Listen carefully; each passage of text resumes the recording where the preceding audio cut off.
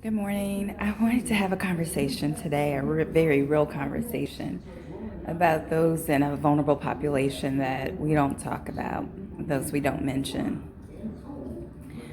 I've been missing this past week because I tried to do a noble thing.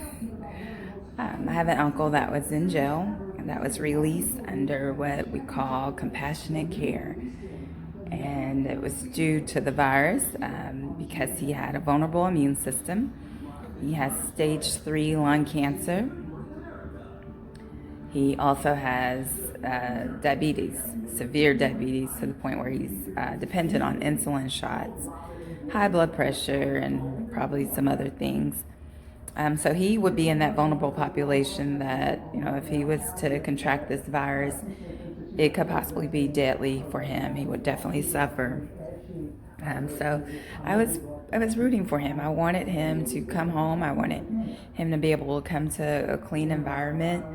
Of course, I wanted him to be able to eat fresh vegetables and fruits and have a better diet than what prison or jail would offer him. But the reality is he's still a drug addict. And even though he's been in jail, I'm assuming without access to drugs, but I understand some jails have drugs in them. He couldn't sit still, y'all. He kept going in and out, in and out, in and out of the house. I live alone, so I didn't plan to be quarantined with the second person. So as far as my food supplies and cleaning supplies, I didn't really quarantine for like a full-grown man. But I thought, okay, well, he probably won't have much of an appetite, and it'll be okay. The two of us, we can make the food work. I could fast if I need to. Um, but I didn't anticipate his need to get in and out, and calling friends over to drop off pain medication for his neuropathy. And it's like, you can't do that, Uncle. Like, this is social isolation. You don't want anything that those friends have. And I actually saw one of his friends count out pills with his hands and put them in a bottle to give to him. And I thought, wow, you can put that in your mouth?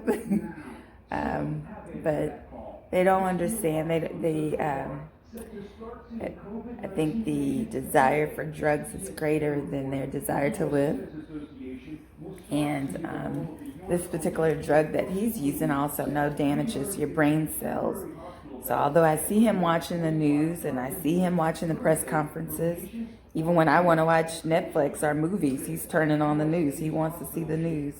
He knows what's going on, but he's making the decision that he thinks is best for him at that time. And that was very difficult, you guys. I had to make the decision to either continue to let him do that in my home and put me at risk by going in and out and contracting God knows what. Yeah, he comes in and washes his hands, but that doesn't mean he doesn't still have the virus, and it's not just incubating. We had a couple of conversations. He said he understood, yet he continued the same behavior, going in and out across to the basketball park. Obviously, he's not playing basketball. He's walking really slow, like he's in pain. So I don't believe he's going to exercise either. I think he was meeting friends either to do drugs or to score drugs, whatever the case. So I had to ask him to leave. Well, I didn't ask him to leave. I just locked the door. He went out one day, and I just locked the door. He couldn't come back in. I told him that day would come. And so he went out one day with a chair as if he was going to sit in the front of the house in the driveway. And I looked on the camera. I didn't see him. I went outside, didn't see him. Walked around the house, didn't see him. And I thought, okay, well, wherever he is, he's going to stay there. So I locked the door.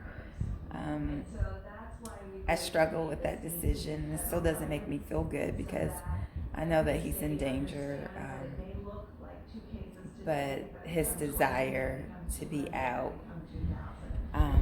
in the streets, to score drugs with his friends, out of jail, whatever, it's greater than his desire to live right now. And although I believe he loves me, I don't think that he well enough to be able to show that love, and protect me like I'm trying to protect him.